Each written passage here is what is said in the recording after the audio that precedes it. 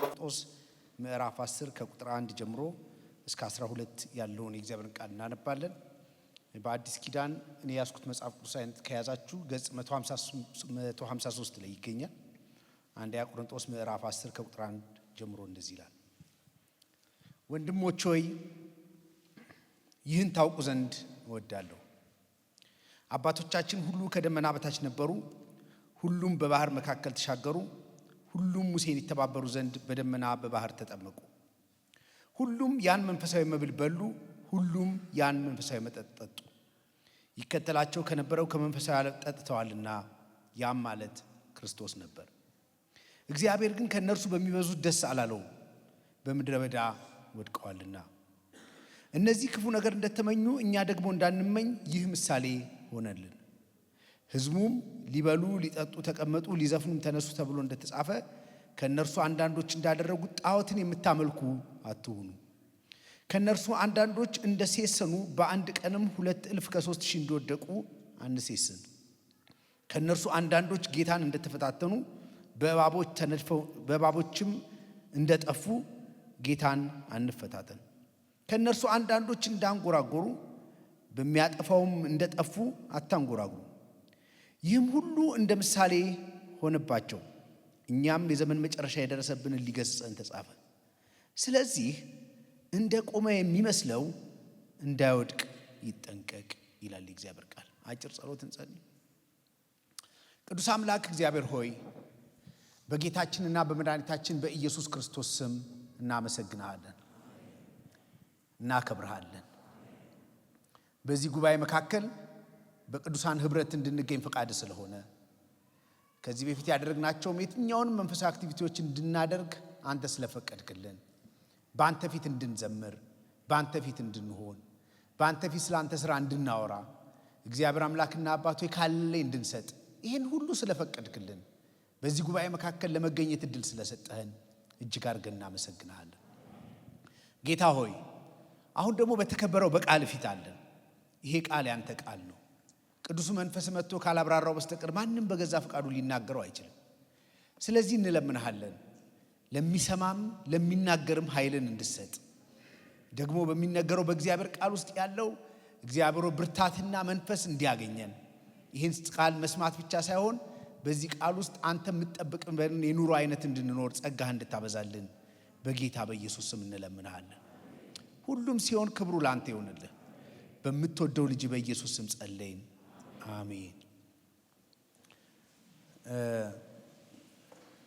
መቼም አንዳንድ ቦታ ልታገለግሉ ስትሄዱ እንደኔ እግዚአብሔር እድል ሰጥቷችሁ ከቆማችሁ አገልጋይ የሚፈተንበት ሁለት ነገር አለ ብዬ አስባለሁ። ሁል ጊዜ ማለት ነው ሲቆም።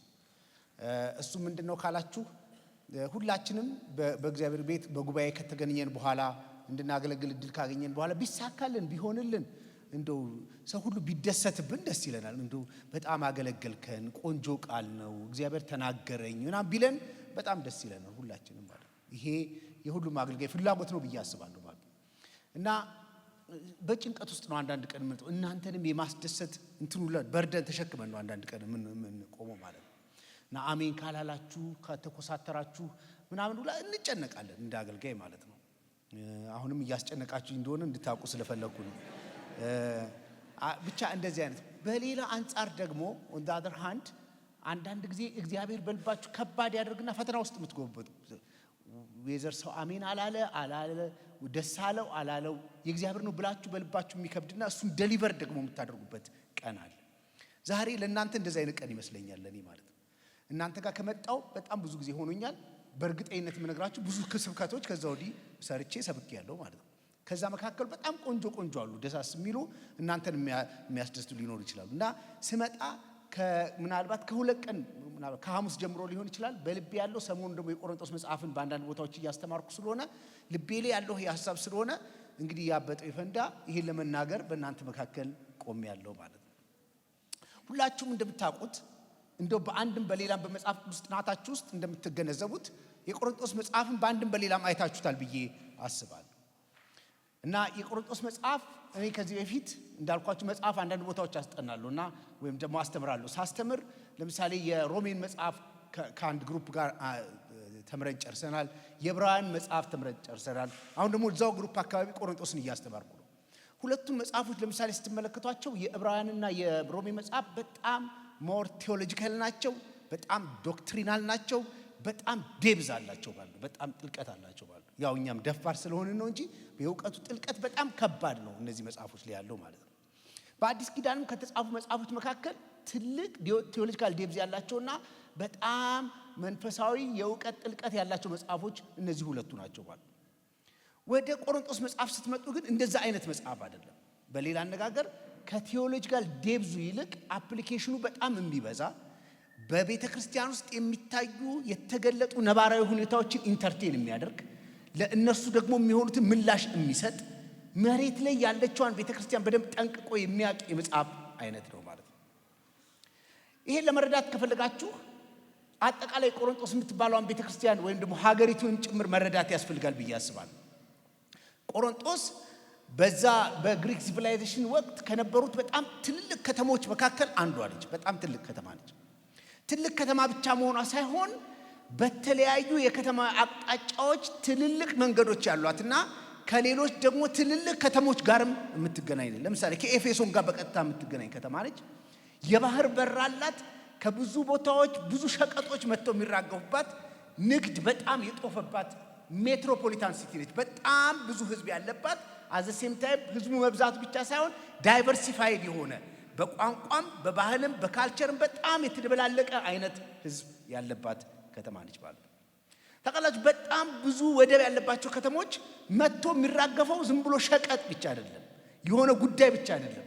ከሌሎች ዓለማት በጎም ይሁኑ መጥፎ ነገሮች፣ በተለይ አሁን ቅድም ስለ ሚዲያ ሰምታችኋል። ሚዲያ ባልነበረበት ዘመን መጥተው በሰዎች የሚራገፉት እዛው ወደብ አካባቢ ነበር ማለት። ልማዶችም ጥሩም ይሁኑ መጥፎ ከተለያዩ ቦታዎች መጥተው ወደብ አካባቢዎች ቶሎ ይሄን የማግኘት አክሰስ አላቸው ማለት ነው። ስለዚህ የቆሮንቶስ ቤተክርስቲያን በጣም ብዙ ህዝብ ያለባት፣ የተደበላለቀ ህዝብ ያለባት እንደዛ አይነት ከተማ ነች። ከተማዋ እንደዛ አይነት ከሆነች ቤተክርስቲያኒቱም ከእንደዚህ አይነት መልክ የምታመልጥ አይደለች። ሰምታችሁ ቤተክርስቲያኒቱ የዛ አሁን ሌላውን መጥፎን ተጽዕኖ ተውትና የዛ የህዝቡ አይነት ነጸብራቅ ነው የምትሆነው ማለት ነው። ለምሳሌ እኛ ልናገለግል አንዳንድ ክፍለ ሀገሮች እንሄዳለን። ወደ ክፍለ ሀገር በሄዳችሁ ቁጥር፣ ወደ ጫፍ ወደ ጥግ በወጣችሁ ቁጥር ዳይቨርሲቲ እያነሰ ሄድና የምታገኙት የብሔር አይነት አንድ እየሆነ ይመጣል። አንድ ብሔር ዶሚኔት የሚያደርገው ቦታ ታያለ። ቋንቋው አንድ እየሆነ ይመጣል። አመለካከቱ፣ አስተሳሰቡ፣ አለባበሱ አንድ ይሆናል። እንደዚህ ወደ መሃል ስትመጡ ደግሞ ዳይቨርሲቲ ይበዛል። ለምሳሌ አዲስ አበባ ስትመጡ ብዙ ቋንቋ አለ፣ ብዙ ብሔር አለ፣ ብዙ የኢኮኖሚ ስታተስ አለ፣ የተማረ አለ፣ ያልተማረ አለ። ስለዚህ አዲስ አበባ ቤተክርስቲያን ስትመለከቷት በአንድም በሌላም የከተማዋ ነጸብራቅ ነች። እዚህ አሁን ብዙ ብሔር አለ፣ ብዙ ቋንቋ አለ፣ ብዙ የትምህርት ደረጃ አለ፣ ብዙ ኢኮኖሚ አለ ማለት ነው። ስለዚህ የቆሮንቶስ ቤተክርስቲያን ከዚህ የጸዳች አይደለችም። ብዙ ብሔር ካለ ለምሳሌ ግሪኮች አሉ፣ አይሁዶች አሉ፣ ከተለያዩ ቦታ የመጡ ሰዎች አሉ። ቤተክርስቲያን ውስጥም ልክ እንደዛው አይነት ሰዎች አሉ ማለት ነው። እየሰማችሁ እስቲ የሚሰማ እጅ ነኝ። እሺ ማሰሙ እዚህ ምን ታረጋላችሁ? እሺ የሚሰማ እሺ። ስለዚህ ቤተክርስቲያን ውስጥ እንደዚህ እና የሚገርማችሁ በአንዳንድ ቦታዎች የሚታዩ መከፋፈሎች ቤተክርስቲያኑ ከሚያጠቃት ነገር አንዱ እኔ ጳውሎስ ነኝ፣ እኔ አጵሎስ ነኝ፣ እኔ ኬፋ ነኝ፣ እኔ የክርስቶስ ነኝ ብሎ ይከፋፈሉ። ይሄ ዝም ብሎ የመጣ ሳይሆን ከግሪክ የፍልስፍና ትምህርት ቤቶች የመጣ ነው።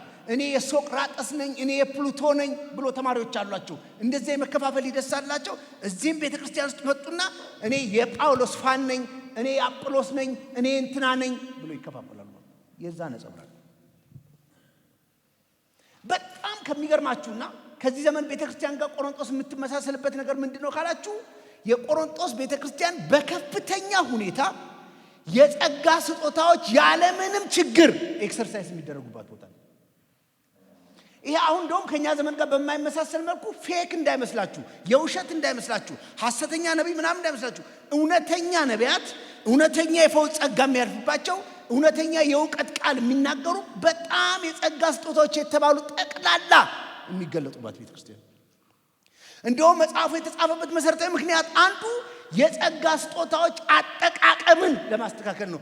በጣም ብዙ ነብይ አለ፣ ብዙ አስተማሪ አለ፣ ብዙ የፈውስ አገልግሎት የሚያገኝ ምንም ችግር የለባቸውም በዚህ ማለት። የጸጋ ስጦታዎቹ በከፍተኛ ሁኔታ በዛ ቤተክርስቲያን ይገለጡ ኤክሰርሳይዝ ይደረጉ እንጂ at the same time በዓለም የማይሰሙ ከባባድ እርኩሰቶች ደግሞ እዛው ቤተክርስቲያን አለ። ለመስማት የሚሰቀጥጡ በክርስቲያን ማህበረሰብ ዘንድ ይሆናሉ ተብለው የማይጠበቁ የአባቱን ሚስት ያገባ ወይም አብሮ የተኛ ሰው እዛ ቤተክርስቲያን ውስጥ አለ። እዛ ፈውስ የሚካሄድበት፣ እዛ መገለጥ ያለበት፣ እዛ አንድ ሴት አለሽ እንዲያርገሽ የመጣሽ የሚባልበት ቤተክርስቲያን ውስጥ እዛው ከአባቱ ሚስት ጋር የተኛ ሰው አለ። ዝሙት በጣም ከፍተኛ ኃጢአት ነው። እርኩሰት ኃጢአት ነው። በሚገርማችሁ ደረጃ ቤተክርስቲያን ውስጥ ሳይቀር የጣዖት አምልኮአል። እና ይሄን ስገነዘብ እኔ አንድ ነገር አንደርስታንድ አደረኩ። እኔ ልንገራችሁ፣ የትኛውም የጸጋ ስጦታ በከፍተኛ ሁኔታ ቢገለጥ ሰው ይቀደሳል ብላችሁ እንዳትጠብቁ። ለምሳሌ ከመካከላችን አሁን የሞተ ሰው ቢመጣ፣ ሬሳ ቢመጣ፣ አንድ ሰው ተነስቶ እጁን ጭኖ ቢያስነሳው በመካከላችን ቅድስና ያብባል ብላችሁ እንዳትጠብቁ። አደገኛ ነው። የቆሮንቶስ ቤተክርስቲያን እንደዛ ያስተምራል። ሰምታችሁ የሆነ መንፈሳዊ እድገት ይመጣል ብላችሁ እንዳታስቡ። የሆነ መንፈሳዊ ምናምን በመካከላችን ይገልጣል ብላችሁ እንደዚህ ቢሆን ኖሮ የቆሮንቶስ ቤተክርስቲያን እንደዚህ አይነት ውድቀት ውስጥ አትገባም ነበር። አሁንም እንደዚህ ወድቀው ሳይቀር የጸጋ ስጦታዎች መቀጠላቸውን አላቋረጡ እና ከዚህ ዘመን ቤተክርስቲያን ጋር ትመሳሰላለች ምላችሁ እንደዚህ ነው። በጣም ከባባድ ምስክርነት እንሰማለን፣ ከባባድ ውድቀት ቤተክርስቲያን ውስጥ እንሰማለን። አሁን አንድ ሴት አለሽ እንዲያድርገሽ የመጣሽ ምናምን ይገለጣል፣ ይታወቃል። ይሄ ፌኩን አይደለም ምላችሁ፣ እውነተኛው ይገለጣል። በቃ ለጥቂት ጊዜ እንፈራለን፣ እንደነግጣለን። ማንም ከኃጢአቱ አይመለስም፣ ይቀጥላል። እዛ አደገኛ እና እንደውም ያስመካቸው ይመስለኛል። እግዚአብሔር በመካከላቸው እንዳለ ከሚቆጥሩበት ነገር አንዱ ይሄው ጸጋ እየሰራ ነው፣ ይሄው አጋንንት እየወጣ ነው፣ ይሄው ትንቢት እየተነገረ ነው።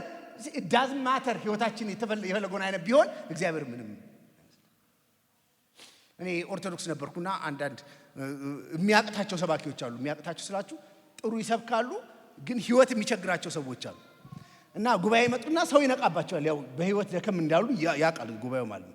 እና ስብከት ግን ደግሞ ጎበዝ ናቸው። እንዲሰብኩ ሲፈቅድላቸው እስቲ ምእመናን ይላሉ። አቤት በገጣ በአህያ ማር ተጭኖ ቢመጣ አትበሉም ይላሉ። እንበላለን ይላል።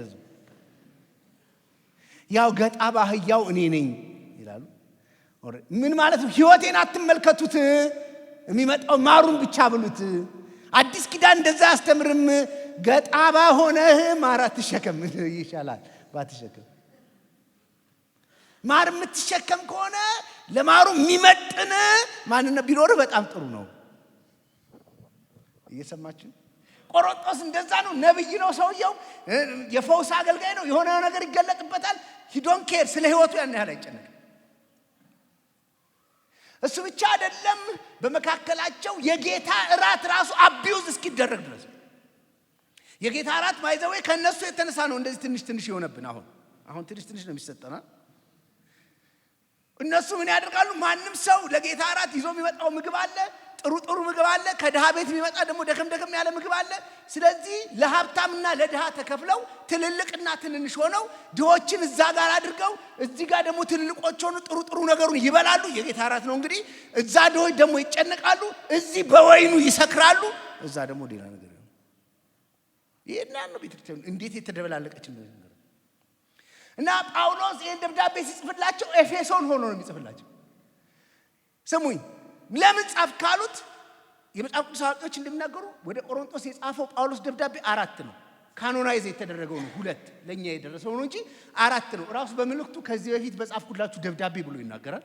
አንደኛ፣ 2 ሌላ ደግሞ ከቀለዌ በሚባሉ ቤተሰቦች መጥተው ስለ ቆሮንቶስ ቤተክርስቲያን ነገሩት። ብሩን ብድግ አድርጎ መጻፍ ጀመረ። ብዙ ነው ግን ዛሬ ምዕራፍ 10 ላይ ይመጣል እና ጨከን ብለን እንነጋገራለን ዛሬ። አሜን። እሺ አሜን። አይ በደንብ አሜን። ቆይ አንድ ቲፕ ልስጣችሁ።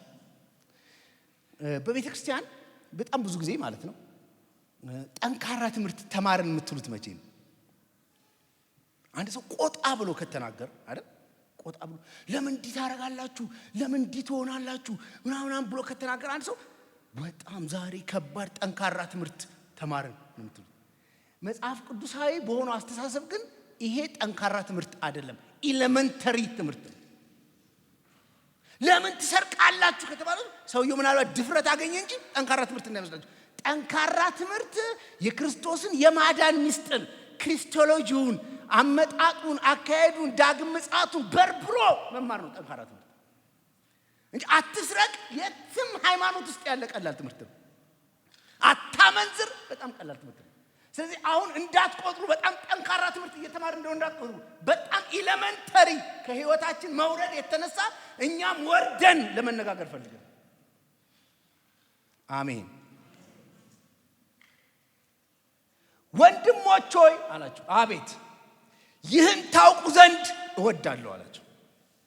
ምን ሁላችሁም እንደምታውቁት አንድ እስራኤል የሚባል ህዝብ ነበር። አዎ በፈርዖን እጅ በግብጽ ባርነት ለ430 ዓመት ይገዛ ነበር። አዎ ይሄ ህዝብ አስቀድሞ እግዚአብሔር ለራሱ ዓላማ የለየውና የመረጠው ህዝብ ነበር። አዎ ምን ሊያደርገው ዓለምን የሚያድንበት ቤዛውን ሊያመጣበት ፎርም ያደረገው የመሰረተው ህዝብ ነው።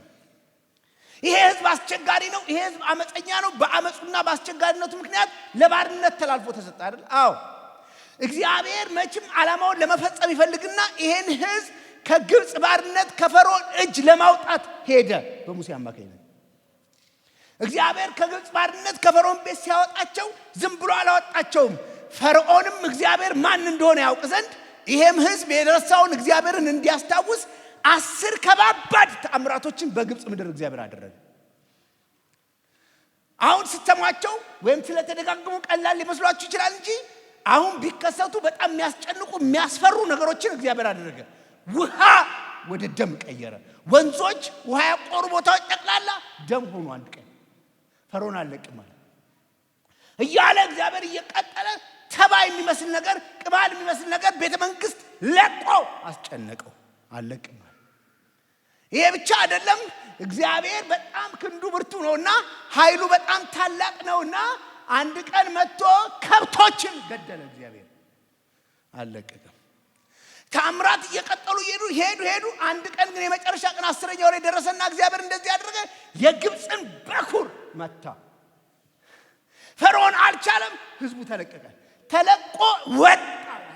ከግብጽ ባርነት ከፈርዖን ቤት ወጣ። እግዚአብሔር የጠራው ህዝብ ነው። መሲሁን የሚያመጣበት ነው። ለዓለም ሁሉ ተስፋ የሆነ ህዝብ ነው። ያ ህዝብ ተለቆ ወጣ። ሲወጣ ሲሄድ ከፊት ለፊቱ መጽሐፉ ራሱ እንደሚናገረው ባህር አጋጠመው። እግዚአብሔር ምን አደረገ? ባህሩን ከፈለና አሻገራቸው። ስሙ አሁን ተአምራት ሲደጋግም ቀላል ስለሚሆንባቸው መዝሙረ ዳዊት ላይ ሳነብ ባህሩን እግዚአብሔር እንዴት እንደከፈለው ሲናገር በምናብ ዳዊት ሲናገር አንተ እኮ ይለዋል እግዚአብሔር እሺ በአፍንጫ እስትንፋስ ውሆችን እንደ ግድግዳ አቆምካቸው። አፍንጫ እስትንፋስ ነው። ምን ማለት እንደሆነ ልንገራችሁ። ለምሳሌ ከናንተ ካላችሁ ኃይል ሁሉ የመጨረሻ ደካማው ኃይላችሁ ካፍንጫችሁ የሚወጣ እስትንፋስ ነው። አሁን አንድ ሻማ እዚህ ቸርች ውስጥ ለኩሼ ቸርች ሜምበርስ ጠቅላላ ከበው ዞሮ በአፍንጫችን እናጠፋለን ብትሉ አታጠፉ። ሁላችሁ ንፍጥ በንፍጥ ሆነ ትሄዳለች አታጠፋ። የመጨረሻ ካፍንጫችሁ የሚወጣ እስትንፋስ በጣም ደካማ ነው። እግዚአብሔር ለካ ያን ህዝብ ሲመራው እነሱ ሲደነቁ ባህሩን ከፈለው ሲሉ የተጠቀመው ሚኒማል ፓወሩን ነው። የመጨረሻ ትንሽ ኃይሉ ነው። እግዚአብሔር በትንሽ ኃይሉ ውሃ እንደ ግድግዳ አቆመ። እነሱ በባህር መካከል ተሻገሩ።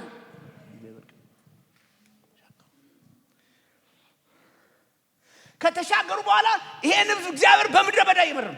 ይሄ ለምን እንደምራችሁ ንገራችሁ። እሱም ለምን እንደሚናገር ነግራችኋለሁ። አሁን የምትኖሩት መንፈሳዊ ኑሮ እስራኤል ከግብጽ ባርነት ወጥቶ ወደ ከነዓን የሚያደርገው ጉዞ እንዳለ ሁሉ የዛ ሪፕሊካ ነው። ከዓለም ባርነት ከሰይጣን አገዛዝ ወጥተን ተስፋ ወደ ተደረገልን ወደ ሰማይቱ ኢየሩሳሌም እየሄድን ደሴም ነው። አንድ አይነት መንገድ ነው የሚሆነው።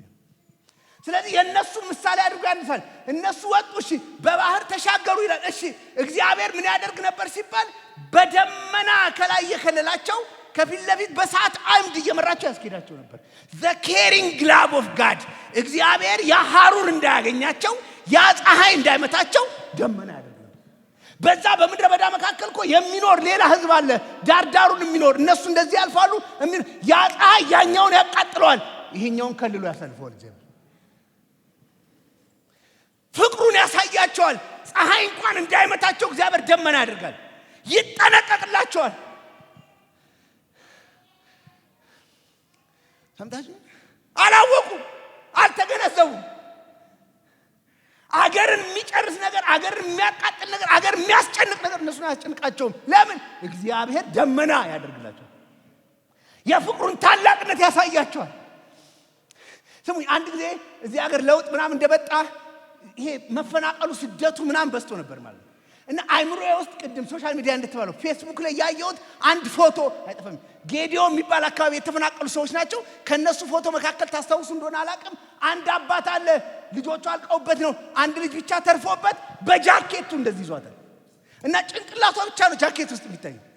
እዛ ውስጥ ምን ታያለ ብትሉ ኮት አይደለም እኔ የሚታየኝ፣ እዛ ውስጥ ምናምን አይደለም፣ ኬሪንግ ግላቭ ለዚህ ላለችው ልጅ የሚያሳየውን ጥንቃቄ። አሁን የሆነ ነገር ቢመጣ እያላት ያለው እኔ ላይ ይወርዳል እንጂ አንቺ ላይ አይወርድም እያለ ነው። እግዚአብሔር እንደዚህ ነው የተጠነቀቀላቸው፣ በደመና ቅፍ አድርጎ ያስኬዳቸው። ከዛስ ሁሉም ያን መንፈሳዊ መብል በሉ ይላል። ምን? መና። ሁሉም ያን መንፈሳዊ መጠጥ ጠጡ። ምን? ከአለት የፈለቀ ውሃ። ባይዘው መጽሐፍ ቅዱስ ላይ መንፈሳዊ የተባለ ምግብ መና ብቻ ነው። መንፈሳዊ ምግብ እዚህ ምድር ላይ የለም። አሜን። ለምን አሜን አትሉ? ሄላ እኔ እንትን ክብደት ለመቀነስ ብዬ እኔ እኮ የምሰሙ ቢመስለኝ በደንብ ነበር የምሰብከው። እሺ የሚሰማ ሰው እሺ። እና ለመቀነስ ብዬ ይሄ ኒትሪሽን በቃ የሚናገሩ ሰዎች ቲክቶክ ደግሞ ዛሬ ዳኒን እየረዳሁት ነው በጣም። እና ቲክቶክ ደግሞ አልጎሪዝም አለው። አንድ ነገር በደንብ ካያችሁለት በተደጋጋሚ ያንን ጉዳይ ነው የሚያመጣላችሁ። እና ስለ ምግብ ምናምን አጠናል ብታምኑ ባተም ይሄ ሄልዚ ፉድ ነው፣ ይሄ እንትን ነው፣ ይሄ ኤነርጂ። ማንኛውም ሄልዚ ፉድ ግን የራሱ ደግሞ ሳይድ ኢፌክት አለው። ዝም ብለ ሄልዚ ነው ብለ እሱም ብቻ ብትበላ እሱም ደግሞ ችግር አለው። እዚህ ምድር ላይ ችግር የሌለው ምግብ የለም። ችግር የሌለው ምግብ ምድር ላይ የተከሰተው መና በልቶ ማንም ኮሌስትሮል አልያዘው። መና በልቶ የማንም ደም ግፊት አልጨመረም። መና በልቶ ማንም ኦቤሲቲ፣ ይሄ አላስፈላጊ ውፍረት አልታየባቸው። መና መንፈሳዊ ነው። አሜን። እየሰማችሁ? መና በጣም የሚገርም ካራክተር አለው። ታውቃላችሁ? እግዚአብሔር መጣና መና እሰጣቸዋለሁ። እሺ ማንም ሰው እሱ ላይ ያላቸውን ትረስት እንዲያዳብሩ ፈልጎ መልቀም የሚችለው የቀን ነው አላቸው። የሌሊት የሁለት ቀን ብትለቅም ምን ያደርግብሃል? ይተላል፣ ይበሰብሳል። ግን ያው መና አርብ ሲመጣ ነገ ቅዳሜ ሰንበት ሲሆን ያው መና ሁለት ቀን የማደር አቅም ይዞ ይመጣል። የሚገርም ማለት አይበላሽም። አንድ ቀን ደግሞ እግዚአብሔር በምድረ በዳ ስትጓዙ ልጆቻችሁ ምን እንደበሉ ያውቁ ዘንድ ከዚህ መና ውሰድና በታቦቱ በመሰወር ውስጥ አስቀምጠዋለሁ። አነሳና ያንኑ መና የሚበሰብሰውን፣ የሚተላውን፣ የሚበላሸው መና አነሳና መሰወር ውስጥ አደረገው። ብታምኑ ባታምኑ ለ100 ዓመታት ሳይበላሽ ደግሞ ቀጠለ። መና ኢዝ አሜዚንግ። በዚህ ብቻ መገረም ነበረባቸው። አይሰሩም፣ አያጭዱም፣ ወደ ጎረታ ወፍጮ ቤት አይሄዱም፣ አያቦኩም፣ ምን አይሉም። ጠዋት በርን ትከፍታለህ፣ በር አይደለም የነሱ ድንኳን ትከፍታለህ፣ መና ታገኝ። ከባዱ ስራ አስገብቶ ማስቀመጥ ብቻ። አሁን ዝም ብለህ እግዚአብሔርን እያመለክ አትኖርም፣ እያከበር። ይሄ ሁላ ሰው እኮ ከዚህ ተነስቶ የሚሯሯጠው ያንን እንጀራ ፍለጋ እኮ ነው ሁላችን። አሁን እንጀራ በር ላይ ይገኛል ብትባል ማን ነው ከዚህ የሚንቀሳቀሰው? እንደፈለግን ነው የምንሰብከው። 50 ጊዜ ሰዓት አታዩ። ያነሳሉ፣ ያስገባሉ፣ ይበላሉ፣ ያነሳሉ፣ ያስገባሉ። ውሃ አጠጣቸው። ከየት? ከመሬት ቢል ኖሮ የከርሰ ምድር ውሃ ይሉት ነበረ። አይደለም፣ ከአለት። አለት ማለት 0% ወተር ነው፣ ምንም ውሃ የለውም ውስጡ። አጠጣቸው። እንዲገርማቸው እኮ ነው እግዚአብሔር ምን አይነት ኃያል አምላክ እንዲሆን እንዲያውቅ እኮ ነው። ምንም እስራኤል አይገባው። እንደውም ያ አለት ክርስቶስ ነበር። ለምን? እኛ ሁሉ ምን ጠጣው የሕይወት ውሃ እሱ እንደሆነ ያሳይዘን ክርስቶስ ነበር። በጣም የሚገርመኝ መናበሉ። እሺ በባህር ተሻገሩ። እሺ ከአለት ውሃ ጠጡ። እሺ እግዚአብሔር በእንትን ከለላቸው። እሺ ይዘምራሉ፣ እግዚአብሔርን ያከብራሉ፣ ለእግዚአብሔር ይገዛሉ ተብሎ ሲጠበቅ እግዚአብሔር ከነዚህ በሚበዙት ደስ አላለውም። ከእጁ በበሉት ደስ አላለውም። ከእጁ በጠጡት ደስ አላለውም። ፍቅሩን በታላቅነት እንደዚህ ከልሎ ባሳያቸው በእግዚአብሔር አልተመኩም፣ ደስ አላለውም። እግዚአብሔር ምላሽ ከሞዓብ አልጠበቀም፣ ከአማሊቅ አልጠበቀም፣ ከኢያሱስ አልጠበቀም። ምንም አላደረገላቸውም። ለእነዚህ ግን አድርጓል። የማይበላ አብልቷቸዋል፣ የማይጠጣ ጠጥቷቸዋል። እግዚአብሔር ከዚህ ይጠብቃችሁ። ይዘምራሉ ተብላችሁ ስትጠበቁ ከመዝፈን እግዚአብሔር ይጠብቃችሁ። እስቲ ጫዋችሁ አሜን በሉስ። በቃ ያገለግላሉ ሲባል ከማፍረስ እግዚአብሔር ይጠብቃችሁ። አሁን ቤተክርስቲያን ይመጣሉ ሲባል ከመቅረት እግዚአብሔር ይጠብቃችሁ። ይቀደሳሉ ይቆማሉ ሲባል ከመውደቅ እግዚአብሔር ይጠብቃችሁ። አረጩና አሜን በሉ።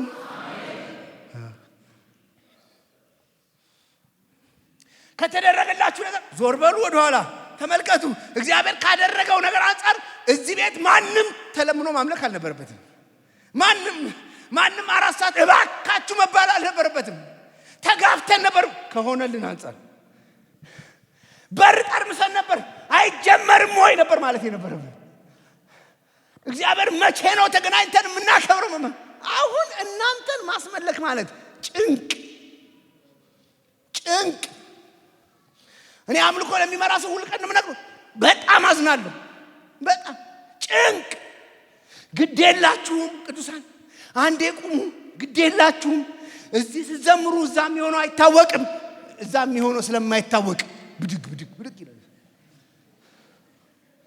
በእውነት እኛ እኮ ባይዘ ምንም ዲሰፕ የማታለልም ስራ እኮ ነው የምንሰራው። ምንም አይሁን አዛ ምንም አይፈጠራ ከተደረገልኝ አንፃር ከኔ እግዚአብሔር አምልኮ ይገባዋል፣ ክብር ይገባዋል፣ ጭብጨባ ይገባዋል፣ መዘመር ይገባዋል፣ መስጠት ይገባዋል።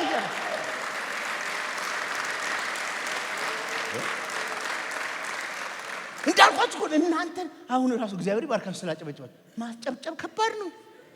መኮርኮር አለብን። የማይፈጸሙ ተስፋዎች ሁሉ መስጠት አለብን።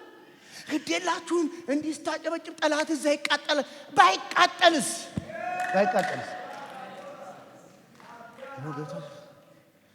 እና የከረሜላ መንፈስ ነው። የሆነ ነገር ካልተሰጠ እዚህ ምንም የሆነ ነገር ትልሳለህ። ከዛ ምንም እግዚአብሔር ለማክበርና ምንም አያስፈልጋችሁ። ለአንድ ደቂቃ የህይወታችሁን የኋለኛውን ክፍል ተመልከቱት። እግዚአብሔር ከምን እንዳዳናችሁ፣ ማንም በማይጠባበት ጨለማ እግዚአብሔር እንደመጣ፣ እንዴት ብርሃን እንዳደረገላችሁ፣ እንደረዳችሁ ለአንድ ደቂቃ አስቡ። ያዙ ይልቀቁ ነው። አይ አም ሶሪ ቱ ሴ ዚስ። በቃ ልንገራችሁ ወደ ኩራታችን ኩኛ እንዴ እንትን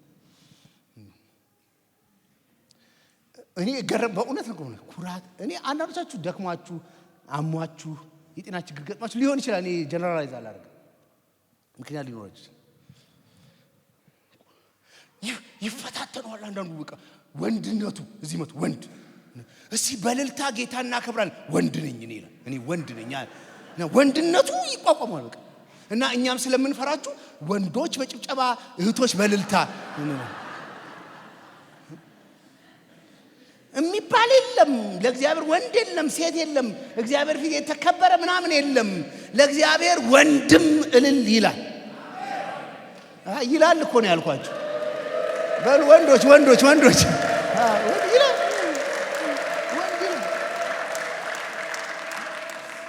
እኔ ወጣቶችን አገለግላለሁ እና አንዳንድ ወጣቶች ያው ታውቃላችሁ እጮኛ ይኖራቸዋል። ከእጮኛ ጋር ነው የሚመጡት እና እናሸበሽባለን ይፈራል።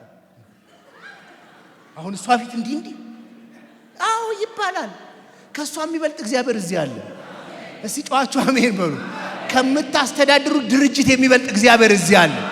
ከሚፈሯችሁ ሰዎች የሚበልጥ እግዚአብሔር እዚህ አለ። እግዚአብሔር አዘነ። ይሄን ሁሉ ላባ ፍቅር፣ ይሄን ሁሉ ጥንቃቄ፣ ይሄን ሁሉ ፕሮቪዥን አድርጎ በእነሱ ደስ አላለም። ይሄ መና እየበላ ሳያቋርጥ እየዘመረ ይሄዳል ተብሎ ይጠበቃል። ይሄ ውሃ እየጠጣ ሳያቋርጥ ልብሳቸው አያልቅም። የጤንነት ችግር የለም። በሽታን ከመካከላቸው አርቃለሁ ተብሏል። በሽታ የለም። እግዚአብሔርን ያከብራሉ፣ እልል ይላሉ። ስለዚህ የቆሮንቶስ ጸሐፊ ጳውሎስ እንደዚህ ያለ እነዚህ ክፉ ነገር እንደተመኙ እኛ ደግሞ እንዳንመኝ ይህ ምሳሌ ሆነልን። አሁን ይሄን ሁሉ የምተርክላችሁ አሁንም እኛ ባለንበት ዘንድ ይሄ የሆነ ስለሆነ ይህ እንደ ምሳሌ ተጻፈብን አላቸው። ሕዝቡም ሊበሉና ሊጠጡ ተቀመጡ፣ ሊዘፍኑም ተነሱ ተብሎ እንደተጻፈ ይላል። በጣም እኮ የማይገጥም ነገር ነው። ከእግዚአብሔር እጅ በልተው ጠጥተው ለሰይጣን ሊዘፍኑ ተነሱ። እግዚአብሔር ለአንዳንዶቹ ልብስ ሰጣቸው። በእኛ ዘመን መኪና ሰጣቸው፣ ጥሩ ቤት ሰጣቸው። እግዚአብሔር በሰጣቸው በዛው ቤት፣ በዛው ልብስ፣ በዛው ቁንጅና፣ በዛው ውበት ለሌላ ሆኑበት። ሌላ ሰው አማለሉበት። ገብታቸው ነው። ከየትም አላመጡት እኮ። አንዳንዶቹ ከትቢያ ነው እግዚአብሔር ያነሳቸው፣ አጠባቸው፣ አጸዳቸው፣ መልካቸው እንዲወጣ በወጣው በዛው መልክ ሌላ ነገር። እኔ ጌታ እኮ ሳያገኝሽ ማንም እኮ የማያይሽ ልጅ ነበር። አወለወለ፣ ሱሳችንን ነቀለ፣ ምናምናችን አራገፈ። እግዚአብሔር ልክ ሰው ሲያደርገን አይ ለእግዚአብሔር አይደለም ይሄ ለሌላ ነው አልንም። በሉ ጠጡ፣ ሊዘፍኑ ተነሱ ተብሎ ተጽፏል። ይሄ አሳያችኋለሁ። ስለዚህ ልክ እነሱ እንዳደረጉት እናንተም ይላል የመጀመሪያው ነገራቸው ጣዖትን የምታመልኩ አትሁኑ። አሜን። ከእንደገና አሜን። አሁን በጣም ልትደነግጡ ትችላላችሁ። እንዴ ፓስተር የመጣው እኮ ቃል ኪዳን ቸርች ነው፣ እኛ ጴንጤዎች ነን። በጣም ተሳስተሃል፣ ጣዖት አናመልክም። አዎ እንዴ በጀነራል አዎ አናመልክም ጣዖት። ይሄ እኮ ያለው እዛ ጠንቋይ ቤት ምናምን ነው። አሁን ብታምኑ ባታምኑ በዚህ ዘመን እርግጠኛው የምነግራችሁ እንጨትማ ጠርቦ የሚያመልክ የለም። ከህንድ የሆነ አማልክት አምጥቶ የሚያመልክን የለም። ራሱ ዘመኑም አይፈቅድላችሁ። ሙዳይም ጨሌም ቤታችሁ እንደማይኖር ገምታለሁ። ግን በመካከላችን ጣዖት አምልኮ የለም ካላችሁ ግጥም አድርጎ አለ። በመጀመሪያ ልንገራችሁ፣ እግዚአብሔር ቤት the so called church በሚባሉት ውስጥ ከእግዚአብሔር በላይ የሚመለኩ ሰዎች መጥተዋል። ከእግዚአብሔር በላይ የሚፈሩ መጥተዋል። ከእግዚአብሔር በላይ ተስፋ የሚደረግባቸው እግዚአብሔር ከሚያየኝ ይልቅ እሱ በእጁ እንጂ ነካ ቢያደርገኝ የሆነ ነገር እሆናለሁ ተብሎ የሚጠበቁ መጥተዋል። አሏሽው መጥተዋል። የሚፈሩ የምትንቀጠቀጡ ናቸው። እግዚአብሔር ስትበድለው ስታሳዝነው ምንም አይመስልህ። እሱ ካዘነብኝ እኔ ምን ሆናለሁ ብላችሁ ልትጨነቁ፣ እሱም ደግሞ ምንም አያፍርም ረግመሃለሁ ይላል። ከሚረግመኝ ብላችሁ ስለሱ የምትቀደሱ እንደዚህ ሰዎች መጥተዋል። አሁን ጴንጤ ተብሎ በሚጠራው መካከል ሰው አይመለክም ወይ? ይመለካል፣ በደንብ ይመለካል። እግራቸው የሚሳምላቸው እነሱ የሄዱበት መንገድ አብሮ የሚካሄድበት የሚንደባለብ ተፈጥሯል። ሰው እንደዚህ አይነት ሰው ተፈጥሯል። እነሱ የነኩት ሶፍት የሚበላላቸው ገብታችሁ ገብታችሁ ምን ነው ደነገጣችሁ? እሺ የሚሰማኝ ሰው ተፈጥሯል እንዲህ አይነት ሰው። እሺ ከዛ አለፍ ደግሞ ሲባል በቤተክርስቲያን ውስጥ በቤተክርስቲያን ምእመናን መካከል ገንዘብ ትልቅ አምላክ ሆኗል። ገንዘብ ይመለካል። ጢሞቴዎስን ጳውሎስ ያስጠነቀቀው ጢሞቴዎስ አቤት ገንዘብን መውደድ የክፋት ሁሉ ስር ነው አለው። እሺ አንዳንዶች ይህን ሲመኙ ራሳቸውን በብዙ ስቃይ ወቅተው ከሃይማኖት ተሳስተው ወደቁ ይላል። የት ቸርች ውስጥ አንዳንድ የወደቃቸውን ውድቀቶች እግዚአብሔር ላይ ምንድነው ኮራፕት ያደረጋቸውን ነገሮች ተመልከቷቸው። ከጀርባቸው ገንዘብ አለ እላለሁ። ያዳሩ ጣሱ ሲያስተምር አንዳንዶች ኢየሱስን አላቅም ያሉት 200 ብር ፊት ነው። 200 ብር ለሚገኝበት ጥቅም ነው። ጴንጤና እንዴ ሲባሉ እኔ ያው አላካብድም እኮ ያሉት ካካበዱስ በስንዝራ ክርስቶስን የሚከተሉ ከሆነ የ200 ብር ጥቅም ይቀራል። እኔ ያኔ አላደሉም እና አልተመለከም ገንዘብ። እኔ እንደው አንዳንድ ሰው በጣም እኛ እኮ በጣም ሂፖክራት ነን በጣም እና እንዴት ይሁዳ በ30 ብር ጌታውን ይሸጠዋል ምናምን። 30 ብር እኮ ያኔ ቢያንስ መሬት ይገዛል። ምንም አሁን መሬት አይደለም ምንም ለማይገዛ አይደል እንዴ በየቀኑ እየቸበቸብን የምንገባውኛ በየቀኑ እንደው በ30 ሽጡት አይደለም። አያሶ ቤቱን ያመልከዋል። ቤት ሰርቷል አያምነውም። 50 ጊዜ ነው የሚያው እና ይጋደላል። ሴንቲሜትር ወደኔ መታል ብሎ ቤቱ ህይወቱ ነው ላና እቃ ማቴሪያላቸው ላንዳርቹ የምሬን እኮ ነው። አንድ ቀን ዳንያ ቃለኔ ቡና መጠጣበት ቦታ ነው ወደ ሳር ቤት እና አንድ ሰው ይያል እኔ ሰው መኪናው እንደዚህ ይወዳል ያሳጥባል። አይዋለው እንደዚህ በመስኮት አለው ቦታ ያሳጥባል። ታጥቦ ከተጨረሰ በኋላ ከዚህ ይመጣል። ወዲያው ነው ደግሞ አቧራ እዚህ ሀገር የሚነካው እየዞረ እና ማንም ሰው እሱ መኪና ጋር ሊቆም ሲል 5 ሜትር ርቆ ነው የሚቆመው። ይፈራዋል። በቃ የሱን ሰው የመኪና ነካ ማለት በቃ ተጫረስክ አለቀ። እኔ ይሄ ቀላል እንዳይመስላችሁ ኦብሰስድ ነው አንዳንዶች ባላቸው ነገር። እግዚአብሔር እኮ አንዳንዶቻችን እዚህ የመጣን እኮ በጣም የምንወዳቸው ነገር ስለተጠነቀቀ ስላልነካ እኮ ነው፣ ስለጠበቀ እኮ ነው፣ ለሌላ አሳልፎ ስላልሰጠ እኮ ነው። ቢነካ ብዙ ሰው እግዚአብሔርን አያመልኩም። እንደየው ማረተው እንደየው አይደል አንዳንድ ነገሮቻችን በጣም ፕሮቴክቲቭ ስለሆኑ እግዚአብሔር ስለሚያውቅ ስለምንደክምበት ስለምን ጠብቆ አንዳንዱ መልኩን ያመልከዋል። መልክ ወይኔ ይላቆም አሁን እንደኔ አይነት አለ የምሬልኩ መልካቸው መኖሪያቸው እንደሆነ የሚያስቡ ሰዎች አሉ። ይሄ መልክ ገና ትልቅ ነገር ያመጣልኛል ብለው የሚጠብቁ ሰዎች አሉ። የጣዖት አምልኮ በጣም ሩቅ እንዳይመስላችሁ። ከእግዚአብሔር በላይ በልባችሁ የገነነ የትኛውም ነገር ጣዖት ነው። እግዚአብሔርን የገፋ ለእግዚአብሔር ያላችሁን ክብር የቀነሰ የትኛውም አምልኮ ጣዖት ነው። እግዚአብሔር ከልባችን ላይ ገልብጦ ይጣለው። እዚህ ጫዋቸው አሜን በሉት። አንዳንዶቻችን አገልግሎታችን ጣዖታችን ነው። እግዚአብሔር ባይኖር ራሱ እናገለግላለን እኛ። ተቀበላችሁ አንድ የመጽሐፍ ቅዱስ አስተማሪ እንደዚህ ብሎ ሲናገር ሰምቻለሁ። አሁን አለው የቤተክርስቲያን አደረጃጀትና ዘቶኮል ቸርች እኔ በቃ ቸርች እኮ ትቻለሁ ቢል ኢየሱስ መጥቶ ትቻለሁ ቸርችን ያልፈልግም በቃ ወደ ቤት ተበተኑ እዛው ቤታችሁ ሆኖ ቢል እንዴ ብዙ ኧረ አንተ ከፈለክ አትኑር እኛ እንቀጥላለን ነው የሚለው። ከክርስቶስ ውጪ ራሱ አገልግሎታችን ለኛ ክብር ነው። እስራኤል እንደዚህ ነው ያደረገው። ባይዘው ጣዖት አምልኮ ሩቅ እንዳይመስላችሁ። ክብር ባያችሁ በንጋታው ሊሆን ይችላል። ቀደም እንደከርሶ ዕብራውያን መጽሐፍ ላይ እናንተ ወደዚህ ተራራ አልደረሳችሁም ይላል። የትኛው ተራራ? ጭጋግ ወደ መላበት የእግዚአብሔር ክብር ወደ ታየበት ሙሴ እጅግ ፈራለሁ ወዳለበት ህዝቡ እግዚአብሔር አይናገረን ሙሴ እናገረን ወዳሉበት እግዚአብሔር በታላቅ ግርማና ክብር ወደ ወረደበት ወደ ሲና ተራራ እዛ ወረደ አሉ። እግዚአብሔር እኮ ተናገራሉ። ሰሙት። እግዚአብሔርን አልቻልንም ድምጹን። እግዚአብሔር አይናገር ሙሴ እናገረን። ከባድ ክብር አዩ።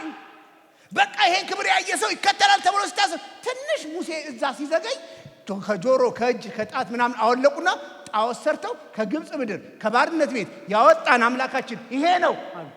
ያ ረስተው ስለዚህ ሙሴ እኮ ሲሰናበት እንደዚህ ያላቸው እንደ እግዚአብሔር ያለ ማንም የለም ያላቸው እኮ ስለሚያውቃቸው ነው። ምን እኔ አውቃቸዋለሁ እናንተ እንዴት እግዚአብሔር ትንሽ የዘገየ ሲመስል በፍጥነት አምላክ እንደምትቀይሩ አውቃለሁ። ለእናንተ ጣዖት ቅርብ ነው። እኔ ግን ልንገራችሁ እኔ ፈርዖን ቤት ነው ያደግኩት። ከዛም በኋላ በጎይ ስጠብቅ ነበር። ብዙ አማልክት አይቻለሁ። እኔ ልንገራችሁ በመጨረሻ እንደ እግዚአብሔር ያለ ማንም የለም። ለምን አሜን አትሉ? መኖሪያ የዘላለም አምላክ እግዚአብሔር ነው አላቸው። መኖሪያ ቤታችሁ አይደለም፣ መኖሪያ መልካችሁ አይደለም፣ መኖሪያ አገልግሎታችሁ አይደለም፣ መኖሪያ ስራችሁ አይደለም። መኖሪያ የዘላለም አምላክ እግዚአብሔር ነው። እስቲ ጫዋችሁ አሜን በሉ። እግዚአብሔር እድሜ ለእንትን አይባልም፣ እድሜ ለደሞዝ አይባልም፣ እድሜ ለጤና አይባልም፣ እድሜ ለምናምን አይባልም። እድሜ አይለመንለትም እንጂ እድሜ ለእግዚአብሔር። እስቲ ጫዋችሁ አሜን በሉ። ለምን መኖሪያ የዘላለም አምላክ እግዚአብሔር። ቶሎ ለመጨረስ ከነርሱ አንዳንዶች እንደሴሰኑ በአንድ ቀንም 2,000 ከ3,000 እንደወደቁ አንሴስን። ይሄ ነው ድፍረት የሚጠይቀኛው። እስቲ ምን አንበል? አንሴስን አንሴስን። ይሄው መጽሐፍ ቅዱስ ሲናገር ዘኍልቍ መጽሐፍ ላይ እስራኤል በሰጢም ተቀመጡ ይላል። እሺ ከሞዓብ ሴቶች ጋር አመነዘሩ። ይሄ እኮ መና እየበላ የሚሄደው ሕዝብ እኮ ነው። ከዛስ እነሱ ወደ ጣዖት ወደሚሰዋትና ወደ ምግቦቻቸው ወሰዷቸው። እሺ በሉ ከነሱ ጋር፣ እሺ ጠጡ። ከዛስ የነሱ ቤልዜቡል የሚባለውን አምላካቸውን እስራኤል ጠቅላላ አመለከ። ምን አድርጎ? ዘሙቶ። ይኸውላችሁ አሁን በጣም ቤተክርስቲያን በጣም ብዙዎችን ከአምልኮተ እግዚአብሔር የሚያፈናቅለው አንዱ ይሄ ነው። ምን? ሴሰኝነት። ይሄ ከባድ ትምህርት ነው። በጣም ቀላል። እኔ እንገራችሁ፣ ብዙ ጊዜ ወጣቶች ይናገራሉ። አንዳንድ ወጣቶች በጣም ዘመናዊነት ይመስላቸዋል። 5 እህቶችን ማታ በቴሌግራም ማናገር። ምን እያደረክ ነው? ዴት።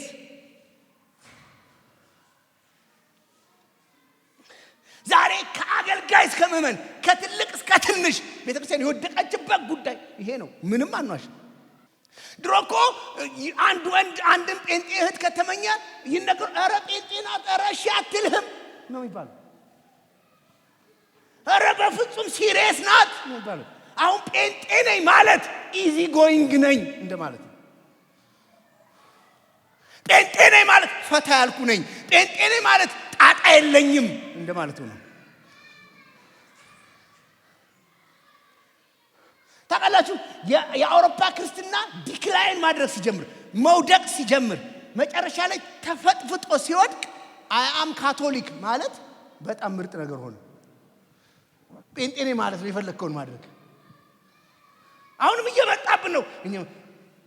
አልኳችሁ እኮ እኔ እንኳን ጌታን በተቀበልኩበት ዘመን በእንደዚህ አይነት የተጠረጠሩ ወንድምና እህቶች ተነሱ ይባሉና በጉባኤ መካከል ይገሰጣል። ለ2 ዓመት ከጌታ ጋር ታግደዋል ይባላል። አብረውን አያመልኩም ይባላል። ሰው ይመደብላቸዋል እረኝነት ነው። አሁን ማን ነው እንደዛ የሚያደርገው? እኮ ነው እረኛ ካልሆንክ እያለን ያለው አስተያየት እየሰጠን ያለው ቤተክርስቲያን ውስጥ የሚያመሰቃቅል እንደፈለገ የሚሆነው ማለት ነው። እኔ ቅዱሳን እንገራችሁ፣ ቅድም እንዳልኳችሁ የዕብራውያን መጽሐፍ ላይ የዕብራውያን መጽሐፍ የቤተክርስቲያን ኮንሶሊዴሽን ጥንካሬ ለማጠናከር ፈልጉ አንድ የፈተነው ነገር አለ። ብራዘር አለ ጋብቻ ክቡር ነው መኝታውም ቅዱስ ነው አለና ሴሰኞችንና መንዝሮችን ግን እግዚአብሔር ይበቀላቸዋል አለ። ምን ያርጋቸው? ተናደደ። ለምን? ሴሰኞችና መንዝሮች ፊት ለፊት አይደለም ቤተክርስቲያን የሚያዳክሟት። እንዴት? ውስጡን ነው። ማን እንደሆኑ ራሱ አይታወቅም። አንተ ለፍተህ ጌታን መስክረህ ከምናምን አምጥተህ ያላቀካትን አንድ እህት እዚህ ከንቱ ያደርግብሃል። ውስጥ ነው። ትደክማለህ፣ ትወድቃለህ፣ ትነሳለህ፣ ትጸልያለህ። ደግሞ ውስጡን ይሄዳል። እግዚአብሔር ዝሙትን ከመካከላችን ይንቀለው። ባካችሁ ጩሁና አሜን በሉ። አሜን። ምናልባት ቤተክርስቲያን የምታገለግሉ የምትመሩ ሰዎች ታውቃላችሁ። እስቲ ትዳር ውስጥ የሚገጥሟችሁ ችግሮች ናቸው ልታማክሩ ኢዚ ሆኗል። ዛሬ በትዳር ላይ መማገጥ ኢዚ ሆኗል። ድሮ ጴንጤ ጋር የማይሰማ ድሮ ኢኮኖሚ ነበር አብዛኞቹን የሚያጣላቸው። አያመጣም፣ ቤት አይረዳም ምናምን። አሁን እሱ አይደለም። አሁን ዝራነትና ሴሰኝነት ቤተክርስቲያን ወደ በሁለት ሰዎች ምክንያት ልጆች ጎዳና ላይ ይወድቃሉ፣ ይበተናሉ፣ አባት ያጣሉ፣ እናት ያጣሉ። አንተ 5 ደቂቃ ስሜትን ባለመግዛት ቤተክርስቲያን እየተሸረሸረች ነው። ስማችን እየጎደበ ነው። በእኛ መካከል ሰው መምጣት አልቻለም። ይሄ አደባባይ ምስጢር ነው። ትልልቅ የሚባሉ አገልጋዮች 4 5 እንደዚህ አይነት ውድቀት ይከሰትባቸው ምንም ሰው ነኝ ይሏል። እና ምን አደረገ ሙሴ? አለቆችን ጠራ። እሺ ግደሏቸው አለ። እሺ የዛ ዕለት 3 2,000 ማለት 23,000 ገደሉ። ባይዘው እነሱ ብሶባቸው ከመቅደስ አካባቢ እንዲያን ነገር ማድረግ ጀምረው ነበር። ይሄ ቅዱሳን የምነግራችሁ ከብሉይ ኪዳን አይደለም፣ ከአዲስ ኪዳን ከአንደኛ ቆሮንቶስ ምዕራፍ 10 ላይ ነው። እነሱ እንደሴሰኑ እናንተም አትሴስኑ የሚለው እኛ ነው።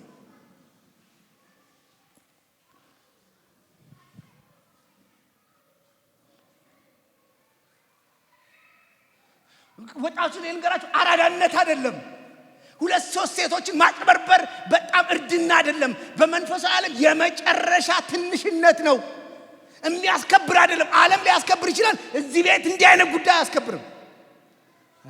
በብዙ ሴቶች መወደድ፣ በብዙ ወንዶች መወደድ ክብር አይደለም። እዚህ ቤት አይደለም። በብዙ ሰዎች መጠየቅ ክብር አይደለም። እሱ ዓለም ክብር ሊሆን ይችላል። እዚህ ክብር አይደለም። እዚህ ቤት ክብር ክርስቶስን መምሰል። አንሲስ እግዚአብሔር የቤተክርስቲያን መልኳን ይመልስላል። የሚያስፈራ ነገር መካከላችን ይሁንልን። እስቲ ጫዋቹ አሜን በሉ።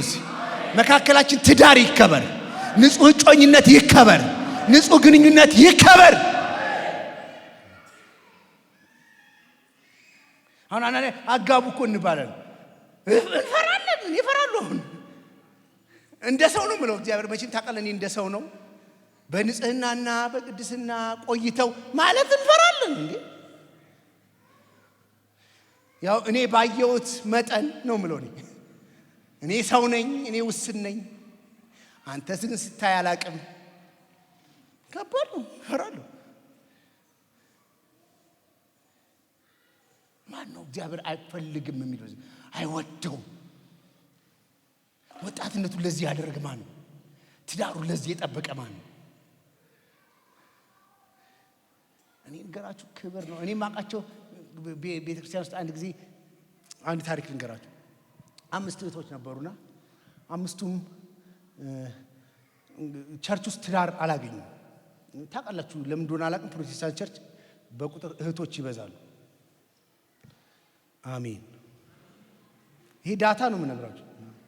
አላገኙምና ቸርች መጡና መሪዎችን አናገሩኛ። ይሄው እዚህ እንትን እየሞከርን ነው፣ አላገኘንም እና ምን ትመክሩና? በጣም ጨዋ ናቸው። ባይዘው ቤተክርስቲያን ማማከራቸው ትልቆች ናቸው ሲሉ ከዛ ቸርች ብዙ አይወጣም ወደ ሌላ ቸርችና በቃ ተፈቀደላችሁ፣ ሄዷችሁ ሌላም ጉባኤ ተካፈሉ፣ እዛም ሊገኝ ይችላል ምናምን ተባባሉ። ከዛ መጡ ተመልሰው ከተወሰነ ጊዜ በኋላ ይሄ እውነተኛ ታሪክ ነው የምነግራችሁ። ያው ዞር አለን እንትንም ቸርች እንትንም አመለክን፣ አሁንም አልተገኘም አሉ እና ምን ይሻላል? አይ የሚጠይቀንማ እኮ አለ፣ ግን የሚጠይቁን በብዛት አህዛብ ናቸው፣ በጌታ ያልሆኑ ናቸው። ከዛ አንድ ወንጌል ላይ ምን ይደረጋል ታዲያ? እስቲ ቴንደንሲያቸውን ይሁንና ወደ ጌታ የመምጣት እንትን ካላቸው ያው ቀረብ በሏቸው አለ ማለት። ልክ ይሄን መልስ ሲመልስ ከመካከላቸው አንዷ በፍጹም ቆሜ ቀራታለሁ እንጂ አህዛብ አላገባም፣ ከአህዛብ ጋር ዴት አላረግም ማለት ነው። ካን ዩ ቢሊቭ ሚ? ወራት ባልቆየ ጊዜ በጣም ምርጥ ሰው፣ በጣም ሀብታም ሰው፣ በጣም የተከበረ ሰው አገባች። እሱ 4 እስካሁን አላገቡም። ለእግዚአብሔር ከጭቃ አይተዋችሁም። እግዚአብሔር አሜን አትሉ። ሌላው አንዳንዶች ጌታ እንደተፈታተኑ በእባቦች እንደጠፉ ጌታን አንፈታተን። ምን አደረጉ? ተፈታተኑት ጌታ። እግዚአብሔር መፈታተን ማለት ምን ማለት እንደሆነ ንገራችሁ። በቃ አንዳንድ ሰው መጣና ቸርች እየተፈታተኑ አይመስለውም። ይቆምና ምናምን እስቲ አምላክ ሆንክ ይለዋል እግዚአብሔር። እና እሱ የሚመስለው ኧረ ነኝ ብሎ እግዚአብሔር የሚመጣ ኧረ ነኝ ይመጣሉ። አንሱች ከእግዚአብሔር ጋር እኔ በግልጽ ነው የምነጋገረው፣ እንደ ጓደኛ ነው የማወራው። እሺ ከዛስ እስቲ ግደለኝ ይለዋል። እስቲ ግደለኝ። አትፈታተኑት። ደግነቱ እሱ የዛ ቀን አይገልም፣ ዝም ብሎ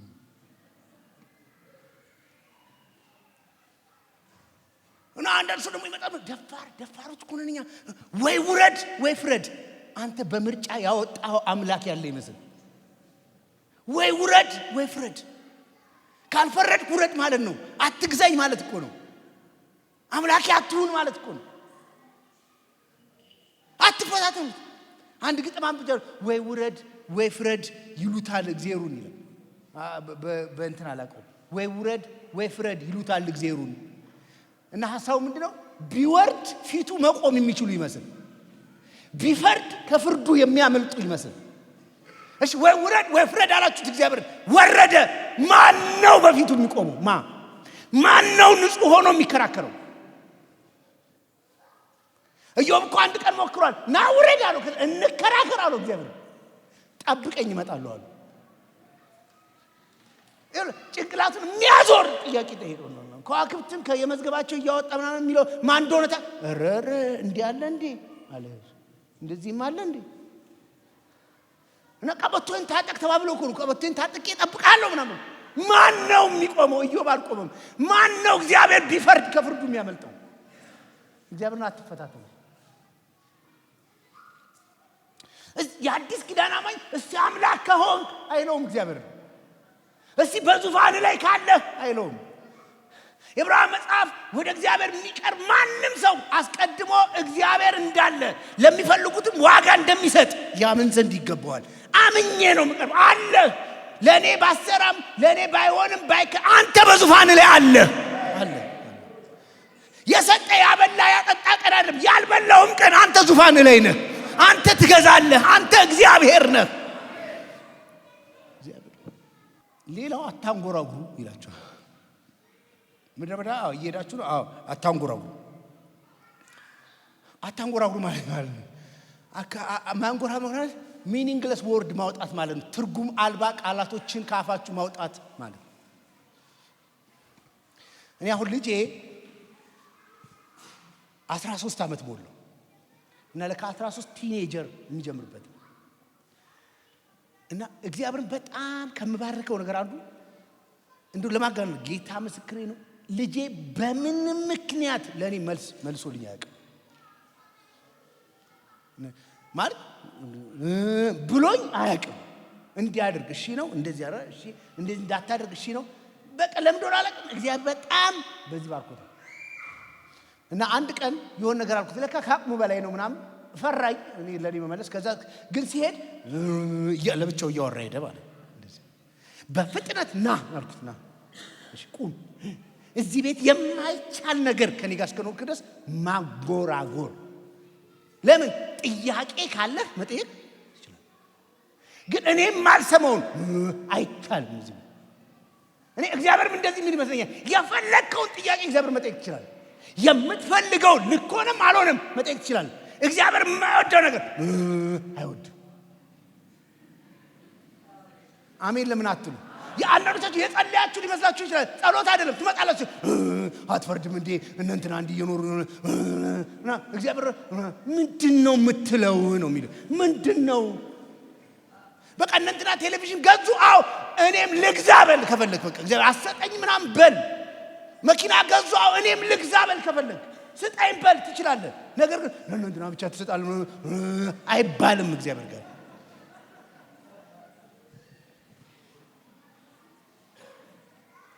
እኔ በጣም ያስፈራኝ ቃል አለ። እስራኤላውያን በድንኳኖቻቸው እግዚአብሔርን አሙት ይላል። ድፍረታቸው ማንን? እግዚአብሔርን። በእኛ ኮንቴክስት ቡና እኮ አፍልተው ነው ተጠራርተው ምናምን ብለው ድንኳኑ የሚከልላቸው ይመስል እግዚአብሔርን አሙት። አይረዳም አሉት፣ አያበላም አሉት፣ አይችልም አሉት። በዚህ በጣም ቸርች ውስጥ ታውቃላችሁ በጣም የቅፈላ አም ሶሪ ቱ ሴይ ዚስ ይሄን ቃል ስለተጠቀም ሁላችሁ ይገባል። መንፈስ ያለባቸው ሰዎች አሉ እንደዚህ በቃ ከሰው ታሪክ እየፈጠሩ እንትን የሚሉ ሰዎች ባይዘ አሰሙም እንዴ?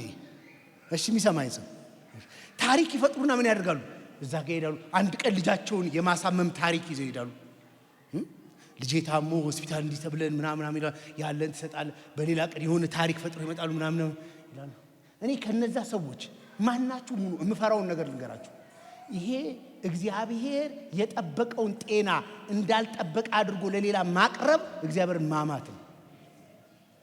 ማማት በቃ ቸግሮኛል ብትሉ ይሻላችኋል። ከሰው የሆነ ጥቅም ለማግኘት ምንም የለኝ ያልታመመ ልጅህን እግዚአብሔር ጤንነቱን ጠብቆ አልጠበቀም አትበል። ሌላ ቦታ ሄደ የትምህርት ቤት ለልጅ ከፍሎ አልከፈለም አትበል። ከከሌ ለምታገኘው ትንሽ ጥቅም እግዚአብሔር ማማት ማለት ይሄ ነው። አጉረመረሙ ዛሬ ንገራችሁ ይሄ መጨረሻ አንዳንድ ሰው በማጉረምረም እግዚአብሔርን የሚያመጣው ይመስለዋል።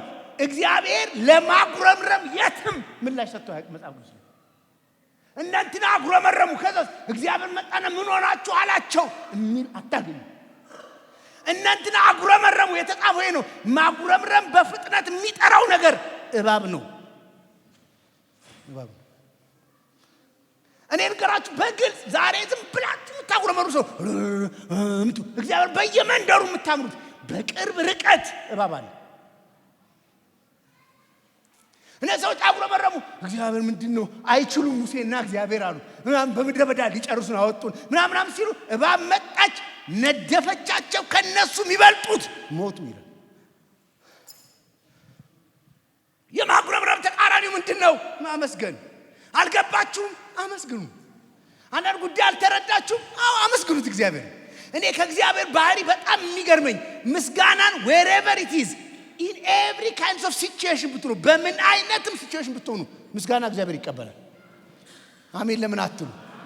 ቆይ እንዴት ነው ልንገራችሁ። ለምሳሌ እናንተ አንድ በጣም ትልቅ ውለታ የሰራችሁለት ሰው በህይወቱ ከባድ ነገር ያደረገላችሁለት ሰው ታሞ እያጣጣረ ሆስፒታል ልጠይቁት ስትሄዱ ትንፋሹ እየተቆራረጠ ያ ሰው እያለ ባለፈው እንዲህ ስላደረክልኝ አንተ እኮ ነው እንዲያረክልኝ አመሰግናለሁ ቢላችሁ አረ ዝም በል ነው አይደል? አረ ስትድን ይደርሳል። ስትነሳ ይደርሳል አይደል? ታስሮም ከሆነ አይ ስትፈታ ይደርሳል። አመሰግናለሁ አሁን ያለበትን ተወጣ። እኔ እግዚአብሔር የሚመገርመኝ የትም ቦታ ሆናችሁ ብታመሰግኑት አረ ይደርሳል አይልም፣ ይቀበላል።